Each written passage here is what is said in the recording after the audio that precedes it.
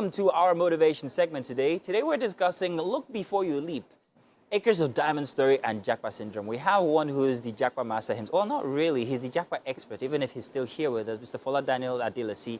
Yes, he's back, well, of sorts. But today we're going to be talking with this international keynote speaker, trainer, facilitator, and communications professional. You are welcome, Mr. Adelesi. Thank you. It's a pleasure to be here with you. So, first off, let's correct it. You did not Japa. No, I didn't. You went for a visit. Titi, can you hear? He did not Japa. He went for a visit. He's back, even if he's a Japa expert. But in any case, Acres of Diamond and the Japa Syndrome, what are we talking about here? So a quick one. If you've read the book, The Acres of Diamond, written by James Allen. Oh, James Allen? Yes, James Allen. It's a story of a farmer who was in search of the acres of diamond. It's a parable, by the way. So he thought that it was somewhere else. At the end of the day, he sold everything he had, including the land upon which he had his house, and he was farming to go and look for these acres of diamond. So he went and kept searching and searching and searching. At the end of the day, he found nothing. He had sold everything he had had sold his house, he had sold his farmland, only to realize that the diamond he was looking for was right under his house. Boom. Unfortunately, he had sold it. So the way it connects with the Japa syndrome is that while it's not a totally bad idea for people to leave for other countries, sometimes people do it without a proper planning. Sometimes people just think, oh, it's the norm. Everybody is doing it. Oh, that's the solution right now. For some people, it should be a temporary measure. For a few people, it will be a permanent thing. But for others, that's not even your thing at all. Nigeria is your place, or wherever you are right now watching from is your place. How can you confidently say that, however, with everything that we're going through? Fuel only just went up to 500 naira per litre on average only last week. And many people are beginning to consider even moving to Benin Republic. So the thing is, first of all, as human beings, I believe that we have destinies. We have various assignments in life. And your assignments will actually determine your location. So you may have heard people saying that your location determines your allocation. So if you are out of your operating space because this place looks better and you move in there, you realize that you're wasting your time. Unfortunately, some people don't even realize they're wasting their time until it's too late. There are some people today, and I've seen people, I've heard as well, people who desperately want to come back, but the reason they cannot is because they've spent everything, they've sold everything. There's nothing to come back to. So we're not saying people shouldn't go, but is it for you? You know the story about the grass always being greener on the other side? For some people it is, but for many others it is not. Maybe those are the stories we need to hear more of. The people who want to come back but can't, or the people who have gone and are coming back. Why are they coming back? What are the experiences like outside of the country when they leave? And what is it like coming back to nothing? So the first thing you need to know, for example, I even have a friend who is a professor, like a big sister, and she shared her own story, how they relocated to the United Kingdom with family, and after a while, they kept hoping something was going to work out, it was going to work out, and months after months after months, nothing was working. At the end of the day, she took the courage and said, look, if you're not going to move, I'm going back home. And then she was the first to move back home to Nigeria. And a few months later, the husband summoned the courage. So the first thing you notice about Nigerians who are relocating abroad is that many of them are doing well in Nigeria.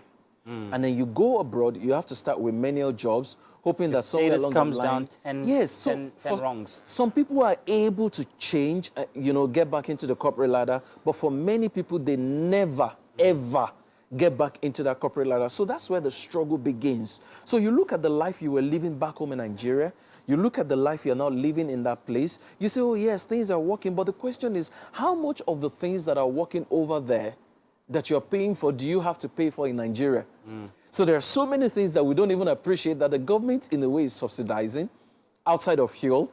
Let's remove that, yes. Exactly, because there are too many things you pay for that you don't pay for here. It just works, it's just there. For anybody watching right now, I want to give an example of things that we don't pay for here that might be very expensive. Do you pay for water abroad here in Nigeria? Here, no, I don't. I do not pay for heating. So you check how much of the volume of water that you use abroad, you have to check it. But here you just use water anyhow. It's like... And even, yes, I know people say, oh, but I have my borehole. Over there, you can't install your own borehole. You have to use the one in public. And you have to pay for it. If you use too much of water, you will tell your people, you can't use too much water. You can't turn on the heater. Please go and double up. Wear additional clothes. Take a bath only once a week. Exactly. Yeah, so I heard there are those so kind of many stories. of that. you were talking about parking earlier with Titi. Yes. How many places do you go to in Nigeria that you have to pay for parking? True. It's an expected reality here in Nigeria that, look, you should make provision for parking. So that's one thing. But I'm even looking at it from the angle of your assignment as an individual, your fulfillment in life. If that location does not support your fulfillment in life and you insist on staying there, you will waste your youthful years, you waste your energy. And when you don't have the energy anymore, then you realize, look, I've just wasted all my time. Okay. So for those of us that are here that perhaps have taken on the responsibility of remaining Nigerian as Nigerians, what word of encouragement for us to keep us grounded? Do all you can to expose yourself at all levels as far as your assignment is concerned. I'm not saying don't travel. Travel, in fact, traveling is one of the best ways to educate your mind, but you don't have to stay permanently. And if you have to, be sure that it is what is needed to aid your assignment, because there are some people, some of the skills that some people have, let's be honest with ourselves, their skills are not needed or are not really appreciated in Nigeria. It will take another 10 to 15 years for their skills to be appreciated. But if your skill is appreciated here, then you need to think, well, stay here, earn some good money, and then just live a good life. Oh, that's a beautiful way to look at it. Well, it's going to take some convincing to do when it comes to people who are already But when in you the talk to some process. adults, people in their 60s, people in their 70s, who have been abroad, who are now living in Nigeria, if you would listen to some of them, they would tell you, look, some of them would tell you, I wish I never left. And there are some presently saying, look, we want to come back, we just don't know how to reintegrate into the society. So the most important thing is think very well. Is it for me? Is it not for me? At the end, some people are moving and they're seriously regretting because it's breaking their marriages, it's destroying their children. They don't have that grip that they have over their children when they were here. Yeah. Some people don't have that grip, the connection that they have. Culture erodes. You can't keep that culture. Because as soon as you leave these shores, it's about making money. It's about paying bills. You're talking about, oh, my husband is not at home. Oga, sit down, don't go out. Over there, there's no such thing as Okay, Oga, what sit are you down. doing at home? Because you know there's a bill to be Bills to paid. get paid. Exactly. So you're more concerned about bills than your marriage. To be You're more realistic. concerned about bills than your children. So to be realistic, there are those who are looking at us right now and saying, and they talk, Agostigo. They are still going to leave the shores of Of course, Nigeria. they're- What they're advice free to to go. them when they're leaving? Yeah. Noting that they might have to come back, what would you advise these people to do? The first and the most Mentally, important thing, physically, economically. if you have some assets, I'll advise don't dispose of all your assets just because you're leaving. If I don't have any, is this time you- to buy something to keep me If you grounded? don't have any and you go, think about buying something back home from genuine sources.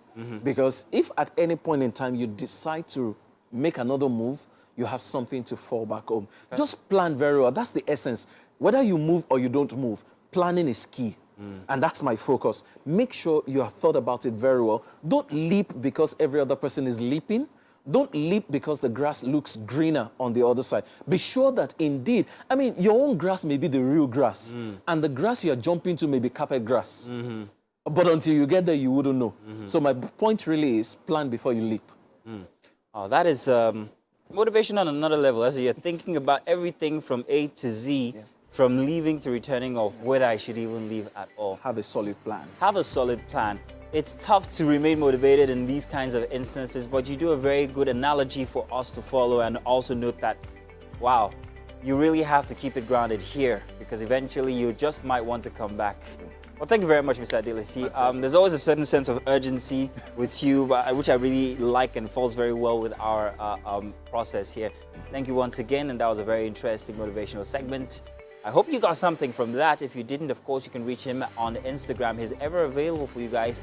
He's certified, by the way, on Instagram. He's got that little, tick on his thing. How they get that, you have to be a very well-recognized person. Fola Daniels, thank you very much. Thank you for watching. Do use the hashtag WakeUpNigeria on TVC if you want to make a comment. We'll be right back. We've got just a short while, and I think those cakes are doing very nicely in the oven. We'll be back after this.